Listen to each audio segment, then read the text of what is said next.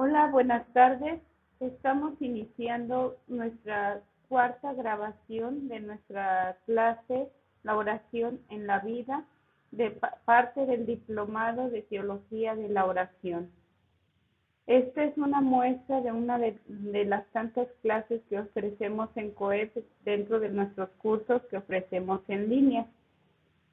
Una muestra de ello es esta grabación que estamos haciendo de la clase para subirla a YouTube, para que las personas que son ajenas a este curso puedan darse cuenta de qué trata el Diplomado de Teología Espiritual. Si, si les da curiosidad de ahondar más en estos temas, con gusto pueden inscribirse y participar dentro de la clase en modalidad línea. Y sobre todo, igual para mayores informes, pues aquí desde la descripción que vamos a dejar para este video, vamos a estar como pues para ofrecer las formas de contacto, de comunicación. Y pues para los alumnos, ya saben, esta es nomás la sesión de grabación. La idea es que ustedes sigan las actividades que se les deja a través de la plataforma. Sin más por el momento, iniciamos nuestra clase. Pues bueno, dentro de nuestra clase siempre la invitación es iniciar con un momento orante. Y para esto escogí un canto que nos invita a de veras estar atentas, a escuchar la voz de Dios, pues en nuestro caminar diario, en los acontecimientos, que es parte de este tema que vamos a iniciar. Lo hacemos escuchando este canto del grupo de Ain Karen, que se llama así, Escucha. Escucha lo que el Señor te pide, es tan solo que practiques la justicia, es tan solo que ames con ternura, es tan solo que camines humildemente con tu Dios.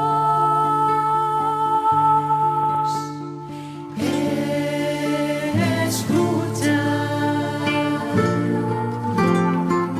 lo que el Señor te pide, es tan solo que practiques la justicia, es tan solo que ames con ternura, es tan solo que camines humildemente con tu Dios.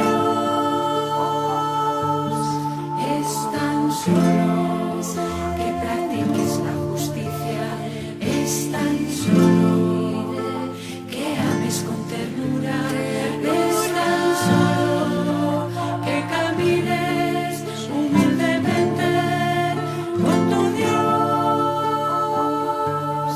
Es tan solo que practiques la justicia, es tan solo que ames con ternura, es tan solo que camines humildemente con tu Dios.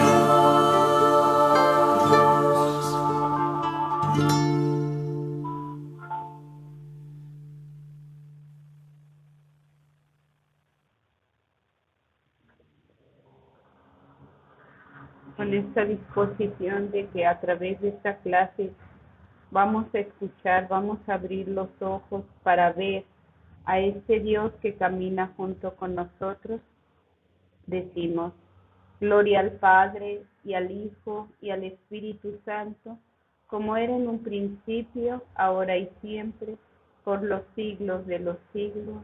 Amén. Bueno, en este diplomado hemos estado retomando algunos elementos tanto litúrgicos como pues ya en grados contemplativos de la riqueza de la tradición de la oración cristiana. Sin embargo, ahora aquí vamos a tocar un tema un poco más específico hacia la dirección que toma toda oración. ya sea litúrgica o contemplativa, la oración en el cristiano debe constituir toda la vida entera. La oración hecha vida es práctica, es adherente y breve. Es prolongación tanto en la oración litúrgica, lo que vivimos en la Eucaristía, cuando vamos a la iglesia y oramos, pero también tiene una parte activa, contemplativa, que se vive en la vida real, y es el misterio representado en la celebración. El misterio que vamos viendo en la celebración litúrgica lo constatamos en nuestra vida diaria. O eso es por lo menos lo que hace o lo que encuentra el orante. La persona orante cristiana tiene un acercamiento teologal de la existencia, no solo en las celebraciones, sino también en la vida ordinaria. Si acordamos o quedamos en común acuerdo que esta es la vida de oración, estoy hablando ya de vida de oración, no momentos de oración, vida. Entonces, la vida de oración tiene estos 4 elementos. Por un lado, aquí encontramos esta parte que la oración parte de una situación agradable, desagradable, una situación social, política. La oración no es estar en una nube ajeno a la realidad. Al contrario, la oración parte de una situación, ya sea desde una búsqueda de empleo, desde una situación familiar, desde una situación comunitaria. La oración debe estar cimentada en una situación. Si no lo está, habría que analizar dónde nos hemos perdido, que nuestra oración pareciera solo colocarnos en las nubes y no en la realidad. Por otro lado, la oración llevada a la vida también nutre y prolonga el encuentro. Es no dejar a Dios en la capilla o dejar a Dios solo como en esos encuentros privados. Es verlo caminando a nuestro lado, como dice el canto, ¿no? Ver que Dios camina a mi lado, o que también pudiera decirse, adelante de mí, mostrándome en mi vida diaria cómo cada acontecimiento, cada situación va teniendo un momento en donde yo digo, aquí estuvo Dios, ¿no? Lo que dicen nuestros mayores, esta es sin duda presencia de la providencia de Dios. Otro elemento es que nuestra oración llevada a la vida es tanto contenido de la gracia y es como experiencia interior. Contenido de la gracia porque hemos de recordar, como vimos en la clase pasada del ritmo de la oración, que la oración parte de la iniciativa divina, Dios que se quiere revelar al hombre y que lo ha hecho por medio de las escrituras y la historia del pueblo de Israel, pero que también se revela a ti en tu vida diaria. Entonces, Dios mismo ya es Dios de comunicación, ya es la gracia que está actuando. Y experiencia interior, sí, porque también parte de la experiencia individual de cada persona. Y esta experiencia individual se va cultivando, se va ejercitando, se va dando, va creciendo, va siendo también acontecimiento del esfuerzo también humano, por querer responder a ese amor gratuito y generoso de Dios. Y vamos al 4º elemento, esa exigencia teologal. Ya también lo veíamos en la clase pasada. La oración tiene este carácter de ver la vida desde estas 3 virtudes que la Iglesia nos ha propuesto: la fe, la esperanza y la caridad. Y no nos significa quedarnos reducidos como a solo recordar estas virtudes, porque era una parte de la pregunta de la catequesis. La exigencia teologal nos permite tomar los criterios del Evangelio, de este Jesús que se que es la máxima revelación del Padre, con un sentido de que esos criterios los quiero llevar a mi vida. Me comprometo a mirar todo desde la fe, desde la esperanza que Jesús me ha invitado a vivirlo, sobre todo en esta construcción del reino, desde la caridad como un gesto de que mi voluntad se mueve hacia un amor que no es meramente puro afecto. Se trata de que el afecto, el amor que tengo a Dios, también se traduce en el amor al prójimo. Y esto es parte de la exigencia teologal. La experiencia de vivir desde las virtudes teologales tiene esa mira.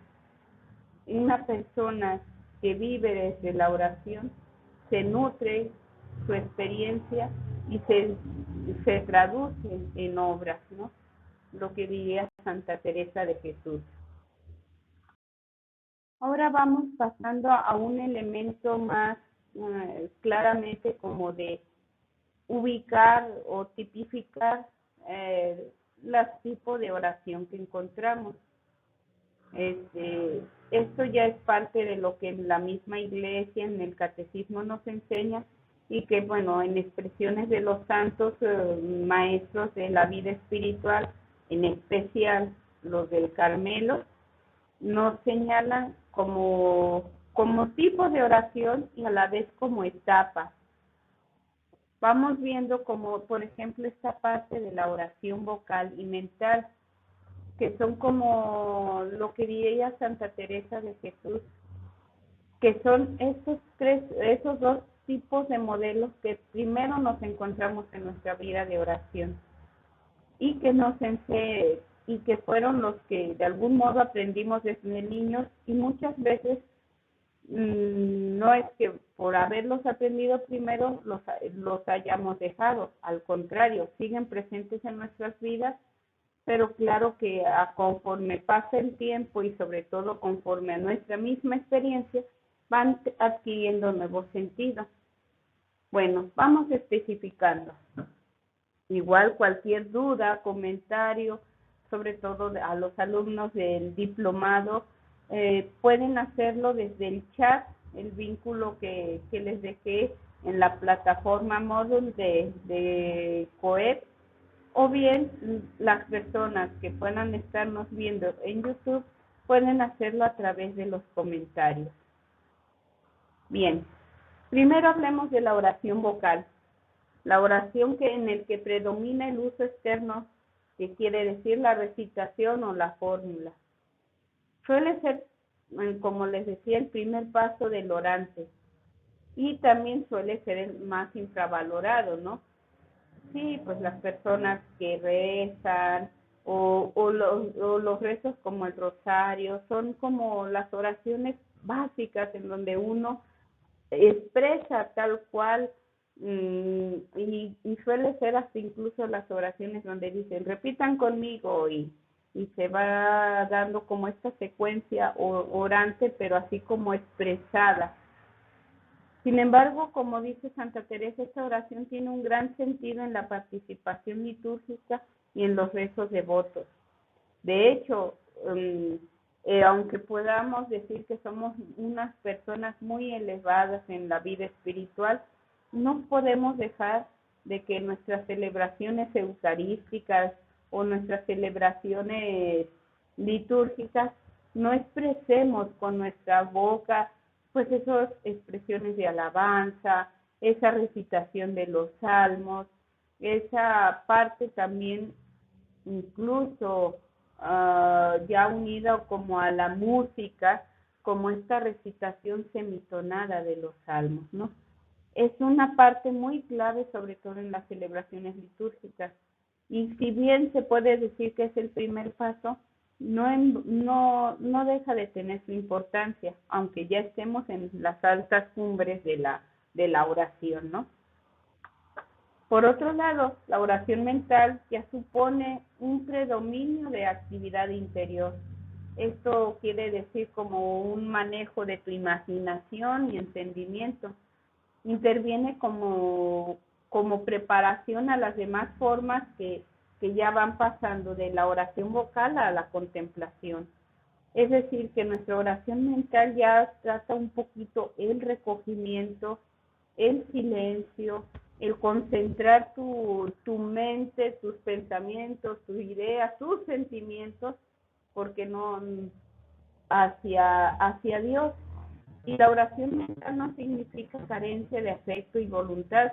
Se trata de una capacidad inteligible y también de gracia. Porque bueno, esta oración mental es como un inicio a empezar como esta parte como más orante, meditativa, que lo vamos a ver más adelante.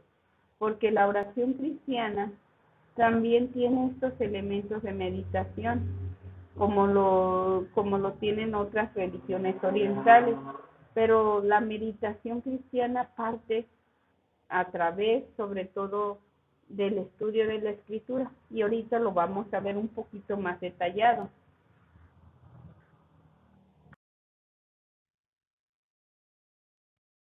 Cuando hablamos ya de la meditación cristiana, la meditación por excelencia es la lección divina.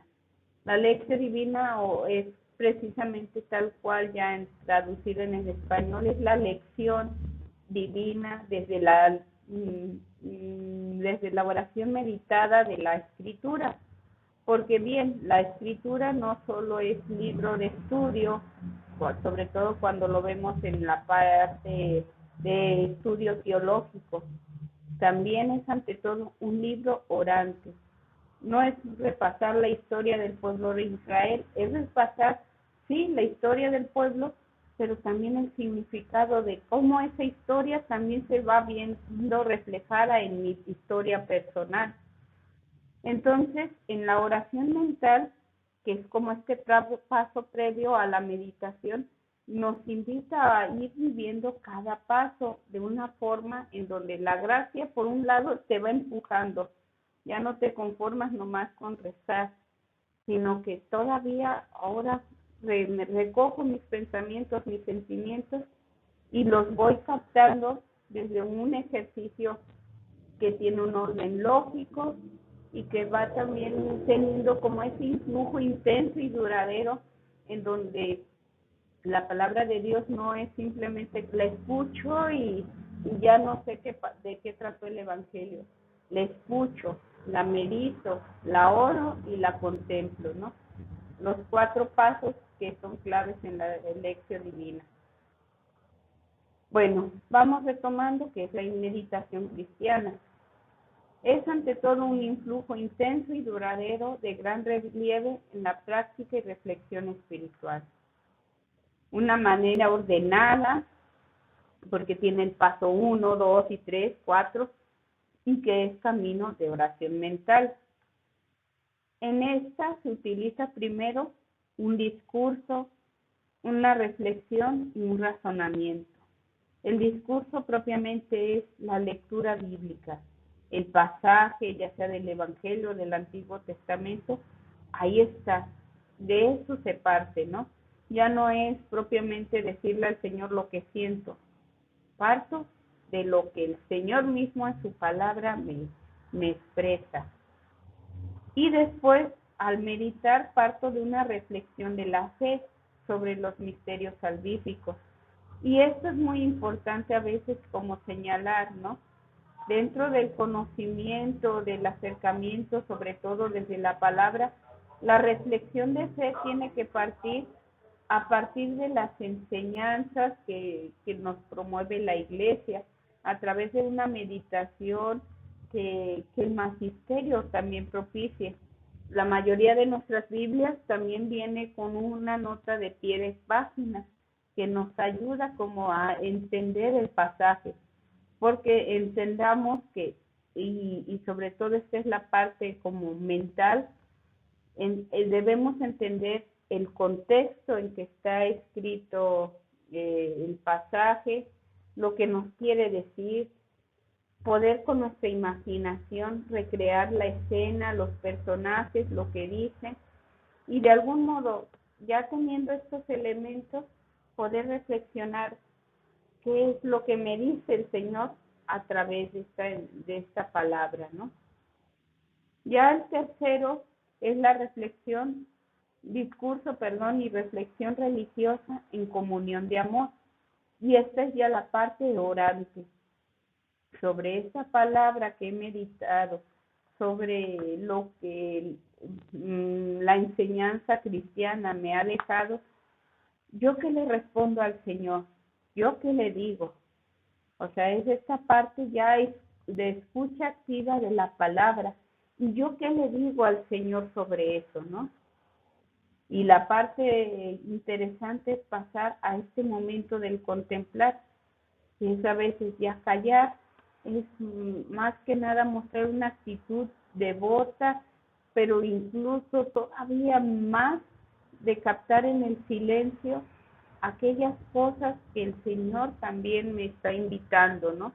Porque la oración también nos lleva a un compromiso y nos lleva como a atender amorosamente a este Dios que me ha mostrado su voluntad. Entonces, como ven, la oración vocal puede ser la recitación y tan importante es sobre todo cuando la oración vocal se une con el sentimiento y el pensamiento de a quién le estoy dirigiendo la oración y no solo la recito como un perico, ¿no? La meditación ya refleja como esta parte capaz de darle un sentido, una reflexión, una dirección a mi oración, no solo porque yo soy inteligente y lo sé hacer, es una parte en donde también el crecimiento se va haciendo, ¿no? Es un crecimiento en la gracia. Y pues así vamos a ir pasando a otro espacio, otro tipo de oración, y que puede decirse como su grado más excelso, que es la contemplación, que es también una parte a la que nos invita la meditación. No solo quedarnos en la reflexión intelectual o solo en la recitación verbal. Contemplemos el actuar de Dios, contemplemos su palabra. Pero ¿qué significa contemplar? Se oye muy bonito, ¿no? Y contemplar casi lo asociamos mucho a las tradiciones orientales. Pero ¿qué es exactamente la contemplación cristiana? Lo vamos a ver un poquito más adelante. La contemplación lo vamos a ver como una parte muy elemental que no solo es un tipo de oración, sino también nos llama a una actitud. De hecho, si entendemos la vida orante como una actitud permanente de estar atentos a ver la presencia de Dios en mi vida diaria, de escuchar su voluntad, de caminar junto a Él, la contemplación en sí misma ya es como una parte inherente al entender la vida de oración como una vida de oración contemplativa. Pero aún vamos a dar un salto más. Les quiero invitar a que veamos un video en donde vamos a hablar de un sentido contemplativo, quizás sobre todo más en un sentido artístico, pero que nos va a dar elementos de qué trata la contemplación como oración. Les invito a que veamos el siguiente video.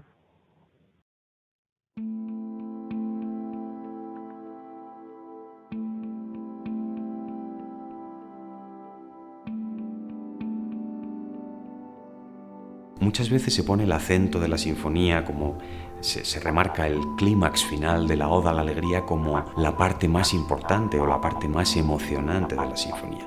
Evidentemente constituye uno de los puntos realmente más impresionantes y más majestuosos.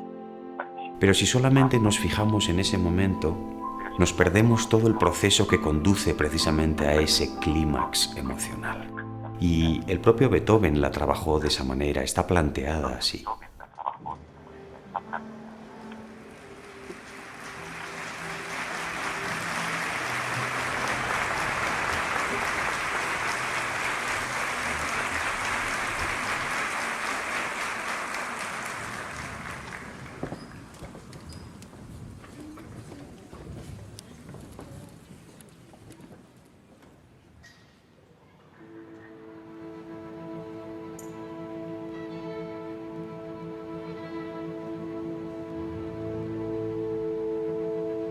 El primer movimiento de la sinfonía comienza con unos neutros intervalos de quinta. No sabemos qué va a suceder. Es como el comienzo de la vida de cualquier persona. De pronto estalla el acorde de re menor.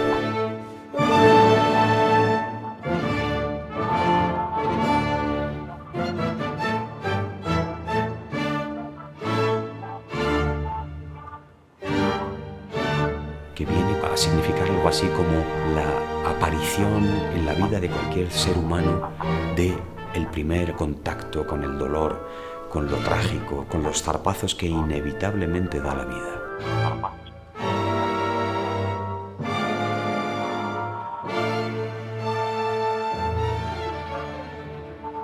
Después viene el tema femenino que cantan los vientos, es de una enorme dulzura. Evidentemente en la vida de cualquier persona se dan la mano estas dos realidades insoslayables: el dolor, el fracaso, la soledad, incluso la muerte. Y también esos momentos transfigurados de felicidad, de compartir, de vivir la vida y de descubrir el lado amable que tiene todo.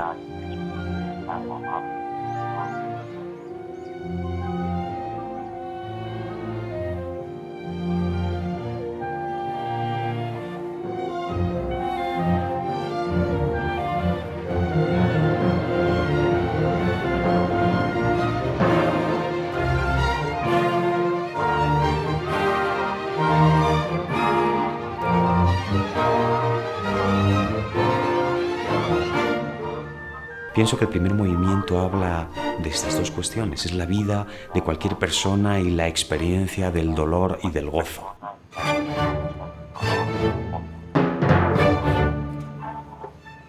El segundo movimiento de la sinfonía es un scherzo. Es un movimiento, una música que tiene un marcadísimo carácter de danza. Nos invita a bailar, a danzar, a disfrutar de las cosas buenas de la vida, ¿no? Eso que los clásicos llamaban las humane varietates, todo aquello que nos hace la vida más llevadera, más alegre, más entretenida.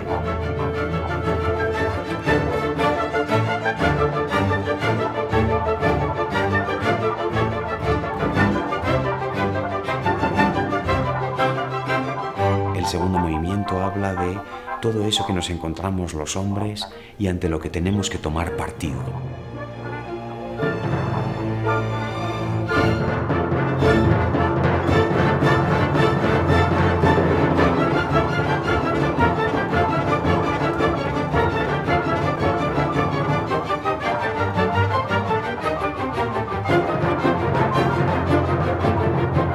El tercer movimiento de la sinfonía es el adagio, el movimiento lento. A mi modo de ver, aquí se produce lo más importante que tiene lugar en esta sinfonía: la transformación interior.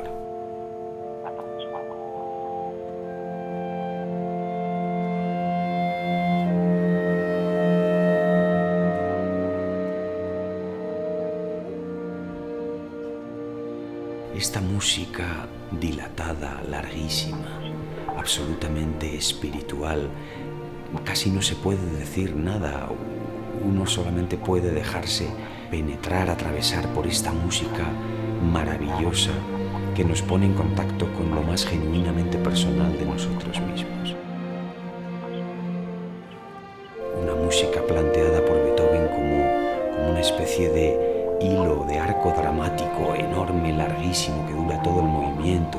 Realmente es muy difícil de interpretar, ¿no? Conseguir ese hilo que no debe tener fisuras, ¿no? Del principio al fin, con esas variaciones maravillosas sobre este tema que es el tema de la transformación interior.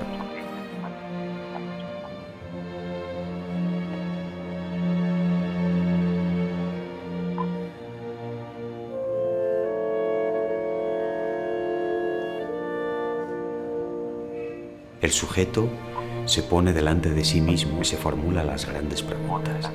Las preguntas que tienen que ver fundamentalmente con el amor, la muerte y la trascendencia. En virtud de la respuesta que el sujeto dé a esa interpelación, a esas preguntas, entonces el sujeto resulta transformado.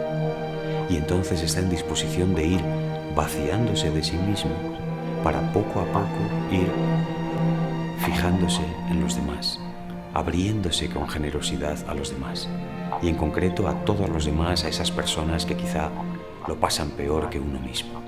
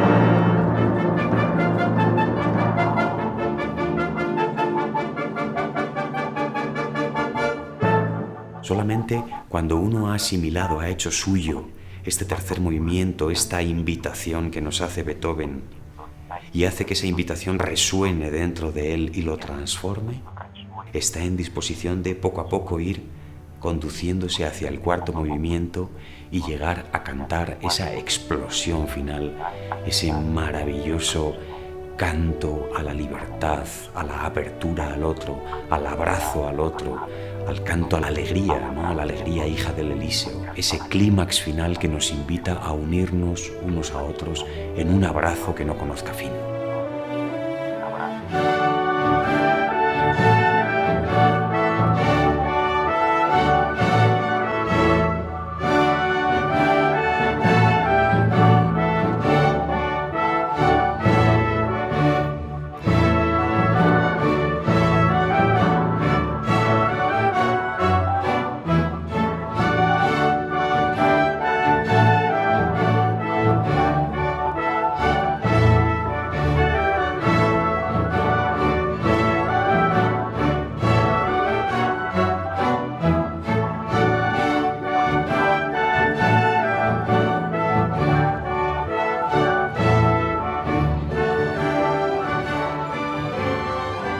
Es un canto a la libertad, es una obra que invita, tal vez de manera mucho más directa y más automática que ninguna otra obra musical, a que todos los hombres nos unamos en un abrazo, en un beso que llegue al último rincón de la tierra. De ahí viene el nombre del proyecto. A Kiss for all the World es la traducción de uno de los versos de la Oda a la Alegría de Schiller, con la que acaba la novena sinfonía, ¿no? Abrazaos multitudes, este beso al mundo entero.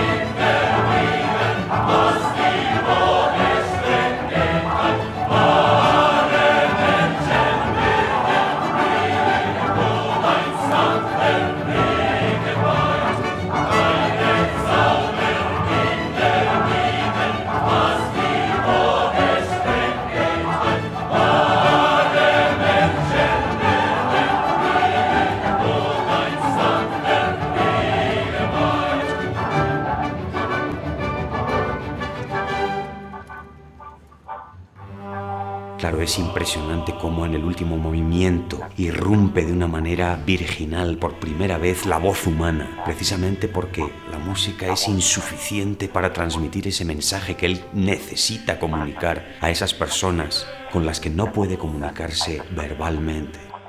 Es la gran herramienta contra la incomunicación.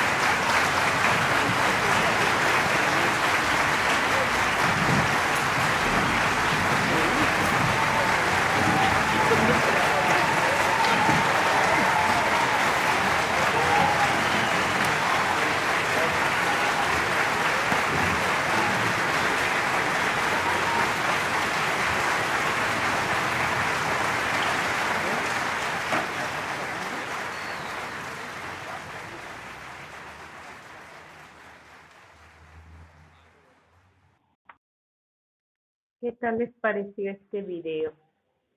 Les invito a que los alumnos del diplomado, a través del foro que se ha abierto en la plataforma, puedan contestar como lo que les va reflejando esta clase. Igual, ahí está la actividad que van a realizar como a forma de conclusión de lo vivido en esta sesión. Y a las personas que están en YouTube y que puedan ver este video, pueden hacer sus comentarios como observaciones que notan. En particular quise ponerles este video porque, como podrán ver, la contemplación no es algo intelectual o forma comprensible, es algo que también se palpa, se siente. Y a mí algo que me llama mucho la atención, sobre todo en este video, es que se trata de un músico que para él como músico incluso refiere los momentos, las partes de la sinfonía, van reflejando algo que directamente no está escrito o que haya dejado como una instrucción Beethoven acerca de esta su quinta sinfonía. Es algo que él lo ha palpado o que lo ha contemplado a través de esta obra musical, la ha sentido, la ha experimentado. Y de hecho es interesante ver cómo en el video, mientras graban a las distintas personas, en los distintos momentos que han tocado esta quinta sinfonía, cómo pareciera que todos desde el lenguaje musical van contemplando o van contemplando, sí, ese mensaje, ¿no?, que trae esta música, que es pues muy conocida sobre todo por la parte final, que se conoce como la Oda de la Alegría, ¿no?, el himno a la alegría. Entonces, como si eso es hablando musicalmente, ¿qué será de la contemplación en la oración? La oración contemplativa tiene como también en ese sentido muy semejante a lo artístico. Se trata de contemplar en el silencio y ver, como dirían también en la cuestión de las caricaturas con los Thundercats, ver más allá de lo evidente, ¿no? Por ejemplo, si nuestra oración parte de un texto de la Sagrada Escritura, yo he verbalizado ante el Señor pues lo que logro ver de que me enseña su palabra, y soy capaz de guardar silencio, quizás pueda escuchar otras cosas que si yo estuviera todo el tiempo hablando no lograría captar. Entonces, como ven, esta oración contemplativa no es exclusiva, debo reconocer, no es exclusiva ni de las monjas ni de los monjes, ¿no? Que en especial los monjes de claustro están llamados a vivir una oración directa en la contemplación. Se trata de una invitación para todo el pueblo cristiano, incluidos laicos, ¿no? Porque la contemplación, más que un estilo de orar, se trata de una actitud orante. No suple en ninguna forma las otras formas de orar. Una persona puede ser muy contemplativa, pero puede seguir orando desde la oración mental, desde la meditación de un texto, desde la recitación del mismo rosario, ¿no? Pero sí las dota de una fe y caridad más cualificadas, lo que ya les decía, ¿no? Es muy diferente, aunque sea hermoso ver a un pequeño que está rezando, quizás ahí repitiendo de memoria sus oraciones y muy tiernamente, pero quizás si le preguntas al pequeño, habrá sus casos muy especiales, pero en general el pequeño solo te sabe decir que está repitiendo la oración que les enseñaron. Y una persona contemplativa puede estar recitando el Padre Nuestro y viendo quizás esos detalles más profundos que así como con la música uno va aprendiendo a apreciar con una hondura más, y sobre todo eso se da gracias a la virtud del silencio y de esa actitud contemplativa. Entonces, ¿de qué se trata la contemplación? Bueno, palabras claves. Se trata de quietud admirativa, es de contacto, se trata de una experiencia, contemplar, por ejemplo, el rostro del Señor, es vivir su presencia, es disponerme a su servicio y a la vez es intimidad. Por eso la contemplación abarca muchas cosas, pero que creo que con el ejemplo que les puse con este músico podemos entender, sobre todo con el director de la orquesta, podemos entender todo lo que abarca guardar silencio, escuchar la música y de repente ver los mensajes que están escondidos a través de una magnífica interpretación.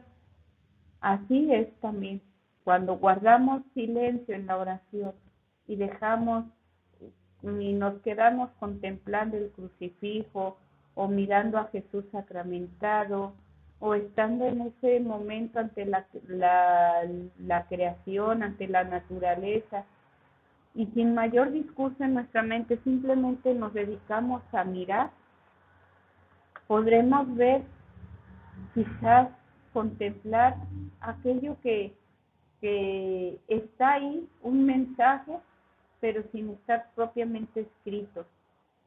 Eso es la contemplación, es guardar silencio para escuchar una voz más íntima de Dios, que simplemente se puede reducir en ese trato de amor con el Señor.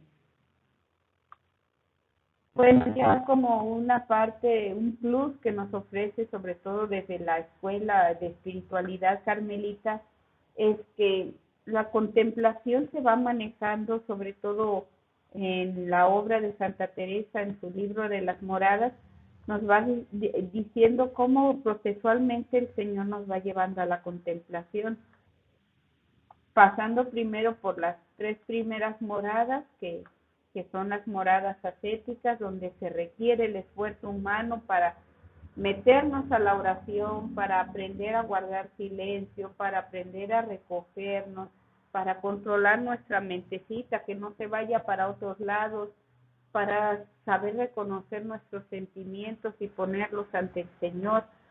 Todas esas partes que es como las primeras moradas, y ya las posteriores moradas, que son desde la 4ª hasta la 7ª morada, en donde es el Espíritu el que actúa, es donde el Espíritu se adentra y dice, muy bien, has trabajado mucho, ahora sigo yo, ¿no? Es una parte muy bonita, muy interesante, que yo en particular como carmelita les recomiendo que lean mucho el libro de las moradas, como esta parte en donde Santa Teresa, a través de la metáfora de que es como meternos a un castillo, y que ese castillo es el reflejo de nuestro interior y que en ese interior mora Dios y que la puerta de entrada es la oración, es como una metáfora muy bonita como para indicarnos la riqueza del ser humano y sobre todo lo más importante, que somos morada de Dios y que ahí le podemos contemplar. Bueno, ¿qué más abarca la contemplación? Algo que nos queda claro es que no nace de largas meditaciones o de parte del esfuerzo humano, es ya una actitud que crece con la gracia. Y de hecho, incluso, y esto ya no lo señala más San Juan de la Cruz, santo también carmelita, que con frecuencia es fruto doloroso de la pobreza y del cansancio, de la sequedad. Es cuando Dios, como en esta pequeña plantita, Él nos toma y cuando dice, pues yo ya no sé por dónde crecer más, es Dios mismo que nos toma y nos traspasa a un terreno más fértil y más fresco.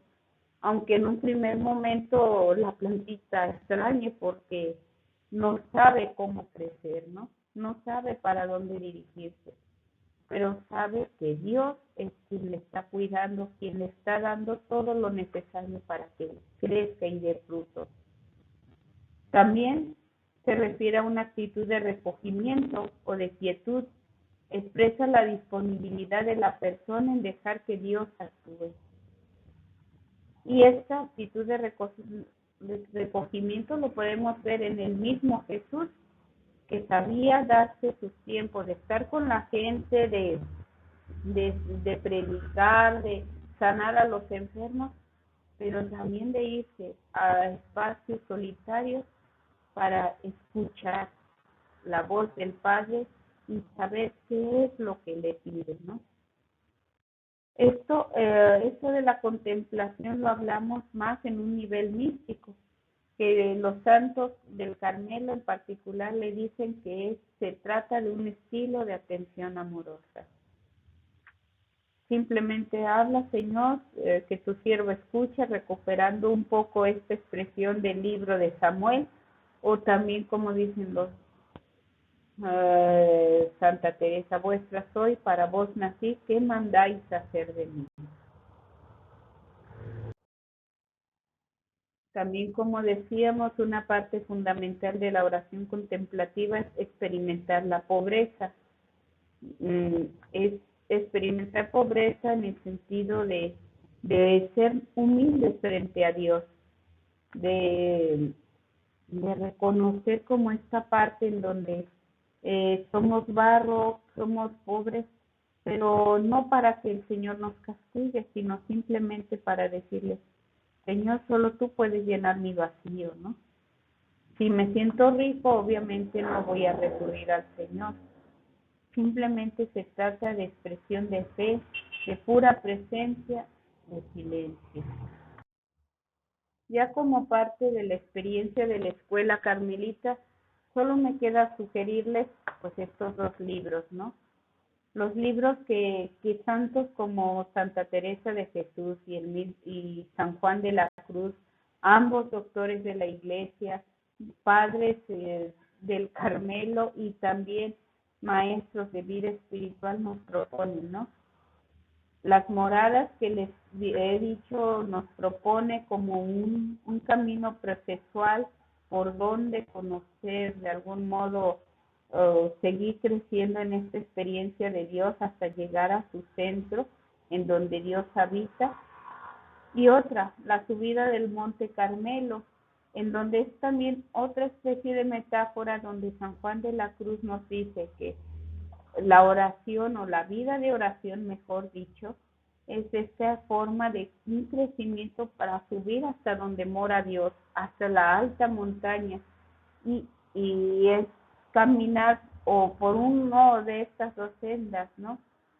Y que la senda que más directo lleva a Dios es precisamente la senda del vacío, de las nadas, de este sentido ascético de vaciarme para que sea Dios quien me llene. Entonces estas dos obras son muy interesantes reconocerlas, y mucho se las recomiendo, especialmente a los alumnos del diplomado. Les dejé en la plataforma 2 videos muy ilustrativos en general, que nos muestran un poco los elementos doctrinales que nos ofrecen estas 2 obras.